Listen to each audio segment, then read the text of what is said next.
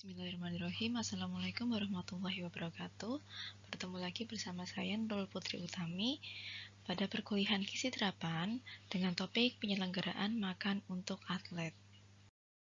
Pada perkuliahan ini kita akan belajar mengenai yang pertama adalah pengantar, yang kedua adalah sistem produksi energi saat berolahraga, dan yang ketiga adalah perhitungan kebutuhan energi dan zat gizi bagi atlet. Nah, kemudian di akhir nanti akan ada petunjuk praktikum untuk mencari produk makanan yang diperuntukkan untuk atlet. Penyelenggaraan makanan pada atlet ini masuk dalam ranah keilmuan gizi olahraga. Nah, gizi olahraga adalah ilmu yang mempelajari antara pengelolaan makanan dengan kinerja fisik yang bermanfaat untuk kesehatan, kebugaran, pertumbuhan, serta pembinaan prestasi olahraga. Manfaat diet pada atlet yaitu yang pertama adalah untuk mencapai hasil yang optimal. Kemudian yang kedua, untuk mempercepat waktu pemulihan setelah berolahraga. Yang ketiga, menjaga berat badan serta fisik yang ideal. Yang keempat, untuk mengurangi risiko cedera. Yang kelima, untuk persiapan yang lebih matang sebelum bertanding. Dan yang keenam adalah untuk performa yang lebih konsisten.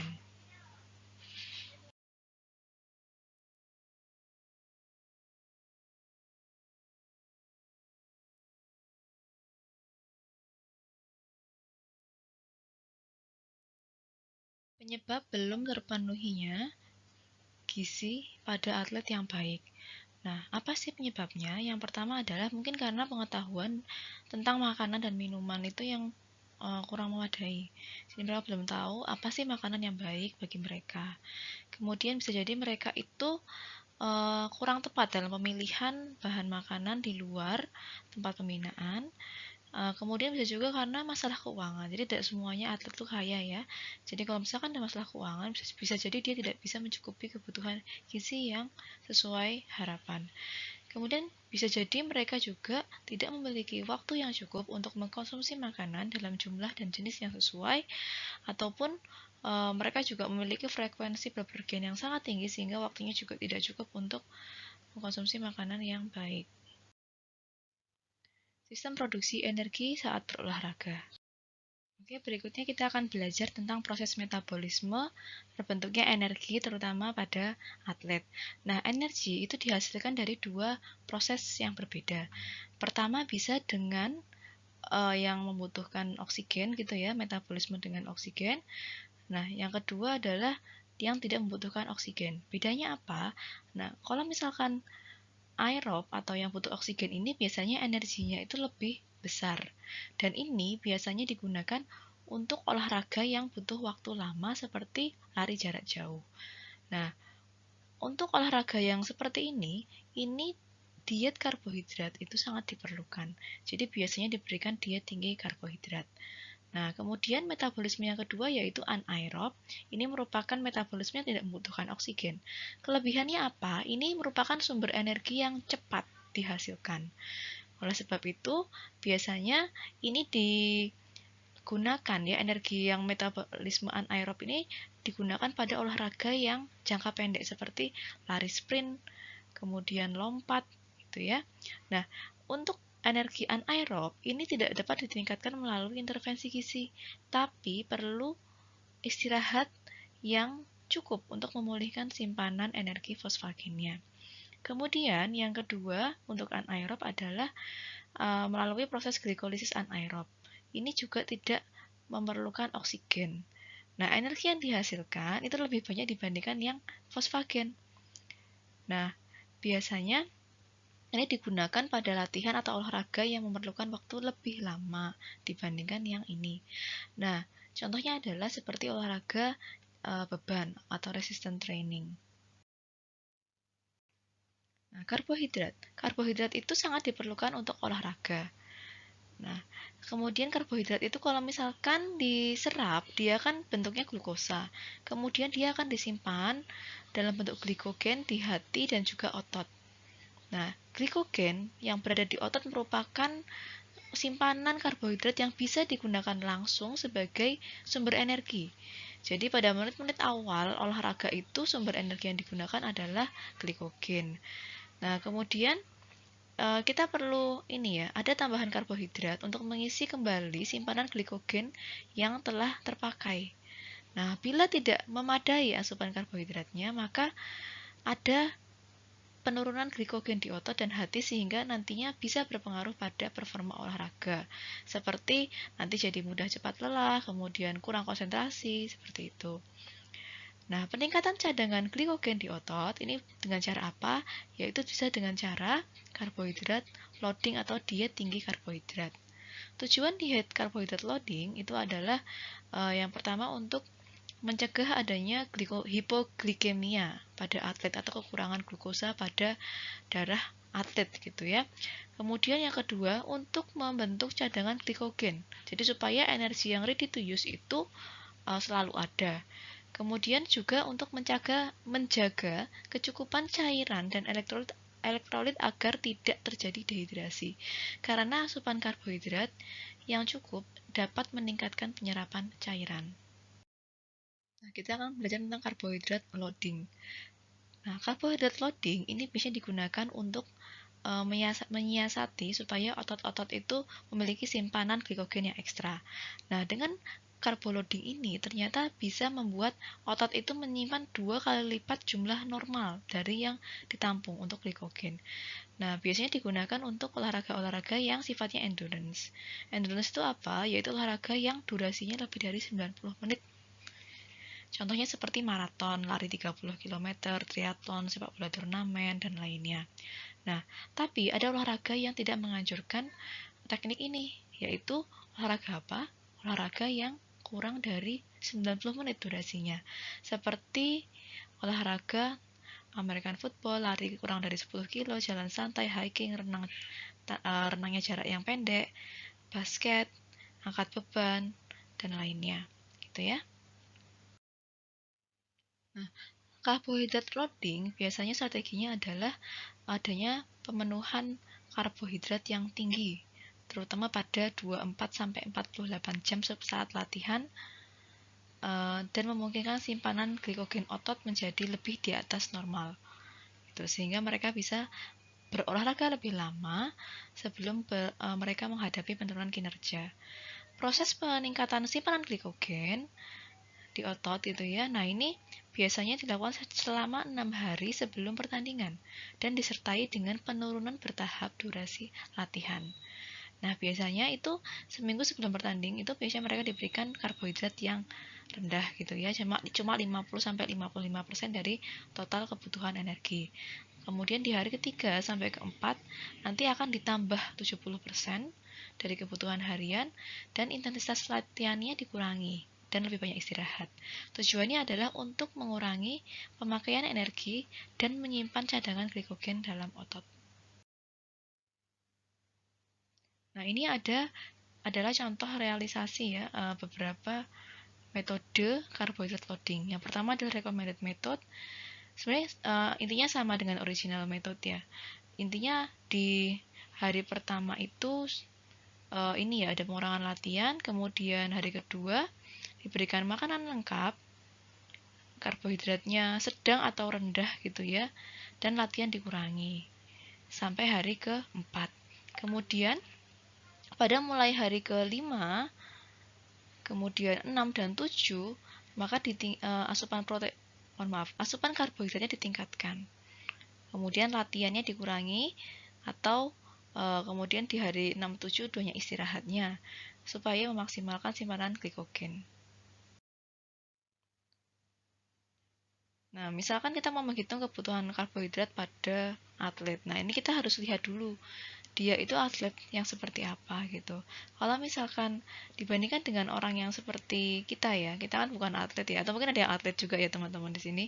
Nah, ini aktivitasnya kan masih tergolong ringan. Kebutuhannya hanya 2-3 gram per kilogram berat badan. Tapi kalau pada atlet yang profesional, yang dia itu olahraganya lebih dari 20 jam per minggu, dia butuhnya jauh lebih banyak, yaitu sebesar 7-8 gram per kilogram berat badan.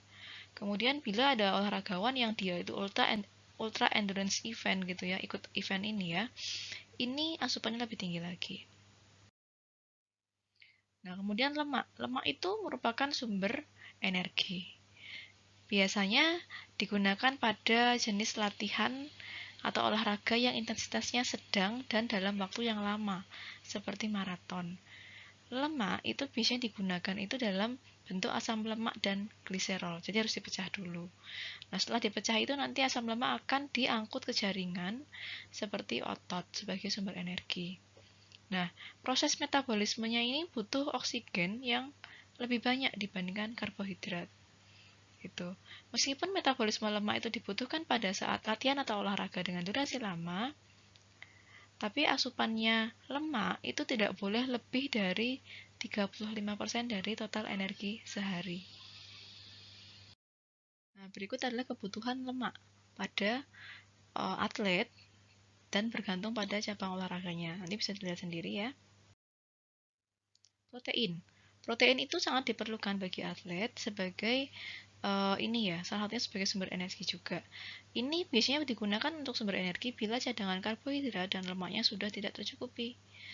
Nah, protein ini akan dimetabolisme menjadi asam amino, nanti akan membentuk asetil CoA, kemudian masuk ke siklus asam sitrat. Jadi, ini untuk pengetahuan aja. Jadi, nanti akan menjadi energi gitu ya. Pokoknya intinya dari asam amino nanti menjadi komponen yang lebih sederhana dan akan diproses menjadi energi. Kebutuhan protein pada atlet itu sekitar 1 gram per kilogram berat badan. Tapi kalau misalkan atlet itu masih remaja, masih ada proses pertumbuhan, maka kebutuhannya lebih tinggi. Gitu. Kemudian, bila atlet itu sedang dalam proses pembesaran otot, itu biasanya juga ada peningkatan protein juga. Dan kemudian atlet yang endurance, dia membutuhkan protein lebih tinggi sebanyak 1,2 sampai 1,4 gram per kilogram berat badan. Nah, kebutuhan orang normal yang non atlet itu sekitar 0,8. Jadi 1 gram ini sebenarnya sudah tinggi ya. Kebutuhan protein. Nah, ini kalau misalnya orang normal seperti kita yang bukan atlet, itu hanya 0,8 gram per kilogram berat badan. Tapi misalkan dia itu ada latihan fisik, kebutuhannya meningkat menjadi 1 gram per kilogram berat badan, dan juga akan meningkat seiring dengan latihan atau program kompetisi yang mereka jalani gitu. Dan misalkan ada proses pertumbuhan, maka asupan proteinnya juga perlu ditingkatkan. Selain kebutuhan zat gizi makro, zat gizi mikro juga sangat diperlukan, seperti natrium, kalium, kalsium, magnesium, fosfor, dan klorida. Nah, ini biasanya natrium, kalium ini biasanya digunakan pada untuk keseimbangan cairan. Jadi biasanya untuk mencegah dehidrasi akan ada natrium dan kalium pada minuman gitu ya, supaya mencukupi kebutuhan mineral yang keluar melalui keringat atau lainnya.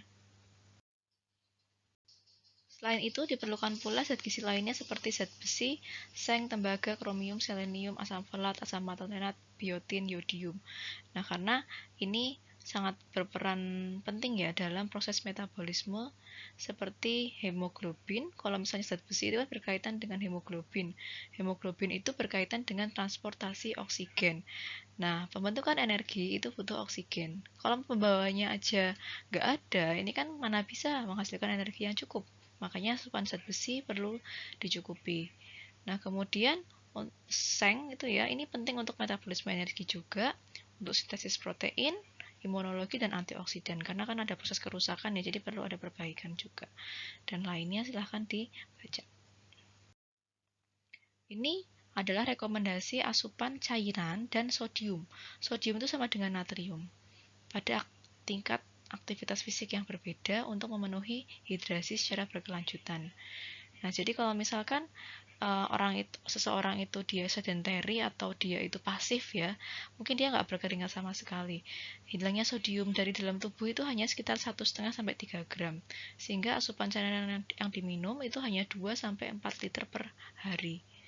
Nah, kemudian bila seseorang itu akan ada olahraga yang intensitasnya semakin tinggi, maka keringat yang keluar semakin banyak, berarti natrium atau sodium yang keluar juga semakin banyak, sehingga asupan cairan yang perlu dikonsumsi juga semakin banyak pula.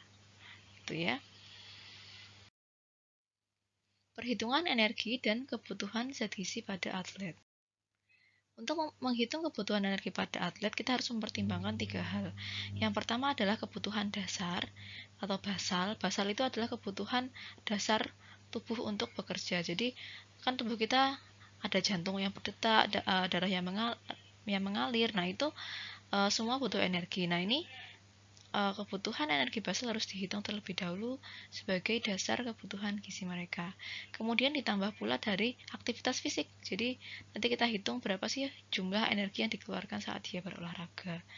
Nah, kemudian ditambah dari energi untuk pencernaan. Perhitungan kebutuhan energi. Contohnya, misalkan ada atlet lari usia 18 tahun, wanita dengan berat sekian, tinggi sekian, olahraganya 6 kali per minggu dengan durasi 40 menit. Nah, cara menghitungnya adalah kita hitung dulu basal metabolismenya atau kebutuhan dasarnya. Nah, dihitung dari berat badan, tinggi badan, dan usia, sehingga ketemu 1262. Kemudian berikutnya kita hitung kebutuhan dari aktivitas fisik dia sehari-hari. Dia sehari-hari pelajar sehingga kita asumsikan sekitar 1,5 ya, low aktif ya, untuk aktivitas fisiknya. Jadi kita kalikan 1,2 kebutuhan basalnya dikali 1,5 sehingga ditemukan 1894,47. Nah, langkah berikutnya adalah kita menghitung olahraga yang dia lakukan atau latihan yang dia lakukan. Dia kan melakukan olahraga atau latihan lari ya, lari 100 meter 40 menit selama 6 hari atau 6 kali per minggunya.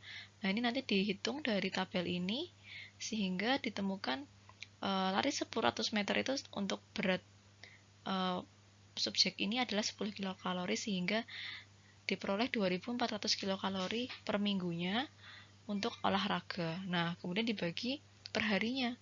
Nah, jadi dia butuh 342,85 kilokalori per hari sebagai energi untuk latihan atau olahraga. Kemudian dijumlahkan semuanya ya sehingga ditemukan 2252,32 kilokalori sebagai kebutuhan energi subjek tersebut. Untuk pembagian energi menjadi zat gizi, nah ini kita untuk protein kita patok 1,2 gram sehingga diperoleh 51,36 gram. Kemudian lemak itu 1,8 gram sehingga diperoleh 77,04 gram. Nah, karbohidrat ini sisa kalori dari lemak dan protein. Jadi tadi kan ini dikali 4 jadi ketemu sekian, ini dikali 9 ketemu sekian, kemudian dikurangi dari 2200 tadi. 2200 dikurangi 200 dan dikurangi 693 sehingga diperoleh 1353 kilokalori atau setara dengan karbohidrat 338,38 gram. Nah, bagaimana dengan kebutuhan cairan? Nah, cairan itu dihitung dari ini ya, banyaknya dia latihan olahraga tambahan. Nah, kebutuhan seseorang itu punya 2000 sampai 2500. Nah, jadi kalau sehari itu kita minta mencukupi 2500 ditambah tambahan kalori dari latihan. Asumsinya adalah 1 kalori 1 mili, yaitu ketemu 342,85 ditambah 2500 sehingga kebutuhan cairan hariannya adalah 2842,85 mili. Nah, untuk penentuan menu pada atlet, ini kita harus perhatikan jam-jamnya. Jadi, orang itu bisa makan besar itu bisa 3-4 jam sebelum latihan. Tapi kalau misalnya 2-3 jam sebelum latihan hanya diperbolehkan makan snack dan makanan ringan. Kemudian 1-2 jam sebelum latihan atau pertandingan itu hanya boleh makan jus buah atau minuman. Nah, kemudian kurang dari 1 jam sebelum pertandingan ini yang boleh diminum hanya cairan atau minuman air mineral dan isotonis. Saat pertandingan, apa yang boleh dimakan, apa yang boleh diminum, yaitu air mineral, minuman isotonis, buah-buahan seperti pisang, gitu ya, sport gel dan sport bar. Kemudian setelah bertanding juga tidak bisa langsung makan banyak. Jadi setengah jam setelah bertanding itu minumnya baru air mineral, gitu ya, susu, elektrolit. Nah, kemudian 1 jam setelah bertanding minum, boleh makan tapi snack ringan. Kemudian 2 jam setelah pertandingan sudah boleh makan tapi porsinya masih sedikit. Baru setelah 4 jam setelah pertandingan bisa makan dengan porsi yang normal. Nah, tugas praktikum pada perkuliahan ini adalah teman-teman saya minta mencari satu produk makanan atau minuman yang cocok untuk atlet. Bisa produk komersial atau dari hasil penelitian. Nah, kalau dari hasil penelitian, jadi sumbernya adalah jurnal. Kemudian teman-teman tuliskan kategori makannya apa, mau minuman, snack, atau apa, mereknya apa. Misalnya saya di sini memilih Pocari Sweat ya, jadi jangan ada yang niru saya ya, yang lainnya produknya. Nah, saya tulisnya dia minuman, mereknya Pocari Sweat. Kandungan gizinya nanti saya akan lihat di belakang kemasannya. Kemudian komposisi produknya, oh dia terdiri dari air, kemudian ada glukosa dan lain-lainnya, seperti yang tertera di label makanannya. Kemudian penggunaan untuk atlet tadi dia bisa digunakan untuk dikonsumsi sebelum pertandingan sekitar setengah jam atau 1 jam, saat pertandingan juga bisa, ataupun setelah pertandingan setengah jam sampai 1 jam. Oke, nah manfaat produk untuk atlet adalah untuk mengembalikan cairan elektrolit yang keluar selama proses latihan atau pertandingan. Nah, kalau misalkan produk ini kan nggak ada artikel jurnalnya, maka ini tidak saya tuliskan. Oke, seperti itu. Silahkan dikerjakan, kemudian dituliskan di halaman e-learning UAD yang sudah saya sediakan. Oke, apabila ada pertanyaan, silahkan ditanyakan langsung, supaya tidak bingung ya. Ini adalah contoh yang dari jurnal. Misalnya, cari kata kuncinya drink food for athlete ya.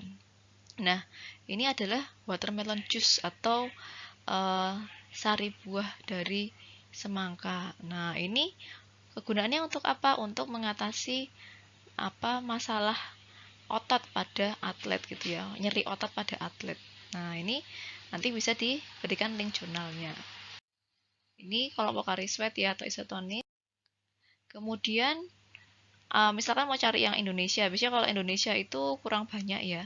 Nah ini mungkin yang bisa ini ya, makannya adalah pisang. Nah pisang ini manfaatnya terhadap kelelahan otot gitu ya. Jadi pada atlet sepak takraw ini pemberian pisang bisa mengatasi masalah kelelahan otot anaerob gitu.